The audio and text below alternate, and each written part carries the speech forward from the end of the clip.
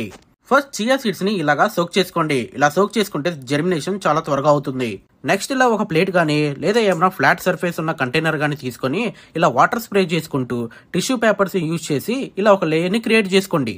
తర్వాత మనం సోక్ చేసి పెట్టుకున్న చియా సీడ్స్ ని ఇలా పేపర్ మీద లేయర్ గా స్ప్రెడ్ చేసుకోండి. ఇలా చేసిన తర్వాత టాప్ క్లోజ్ చేసుకోవడానికి మరొక ప్లేట్ ని తీసుకొని ఇలా ఎయిర్ సర్క్యులేషన్ కి కొంచెం గ్యాప్ వదులుకొని ఆ ప్లేట్ ని ఫుల్ గా కవర్ చేసేసి డార్క్ ప్లేస్ లో పెట్టండి. ఆఫ్టర్ 1 day మనం చూసినట్టయితే మనకి ఆల్రెడీ స్ప్రౌట్స్ రావడం గమనించవచ్చు. మనం సీడ్స్ అనేవి సోక్ చేసుకున్నాం కాబట్టి మనకి స్ప్రౌట్స్ అనేవి చాలా త్వరగా వచ్చాయి. సో నెక్స్ట్ ఇలా కొంచెం వాటర్ స్ప్రే చేసుకొని మళ్ళీ టాప్ క్లోజ్ చేసేసుకొని డార్క్ ప్లేస్ లో పెట్టేయండి. ఇలా every 4 to 5 hours water spray చేసుకుంటూ ఉండాలి. ఆఫ్టర్ 2 days మనం చూసినట్టయితే మనకి ఆల్రెడీ మైక్రో గ్రీన్స్ రావడం స్టార్ట్ అయిపోయినాయి. ఇలా వచ్చిన తర్వాత మనం ఇండైరెక్ట్ సన్ లైట్ లో పెట్టుకుని ఎవ్రీ 4 to 5 hours కి వాటర్ స్ప్రే చేసుకుంటూ ఉండాలి. అండ్ ఇంకా 3rd day కి మనం ఇలాగా ఫుల్ గా ఒక లేయర్ లాగా మైక్రో లీవ్స్ రావడం మనం చూడొచ్చు.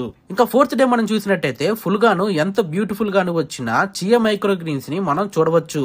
ఇవి ఇలా లేయర్ గాను ఇలా పట్టుకొని తీస్తే కార్పెట్ గాను వచ్చేస్తుంది. అండ్ వీటిపై ఇలా హ్యాండ్ తో ప్రెస్ చేస్తూ ఉంటే చాలా సాఫ్ట్ గాను అండ్ ఆ ఫీలింగ్ చాలా ఎక్సలెంట్ గా ఉంటుంది. అండ్ వీటిని ఇలా కట్ చేసుకొని సలాడ్స్ లోను, శాండ్విచెస్ లోను అండ్ నార్మల్ డైలీ ఫుడ్ లోను మనం ఈజీగా యూజ్ చేసుకోవచ్చు.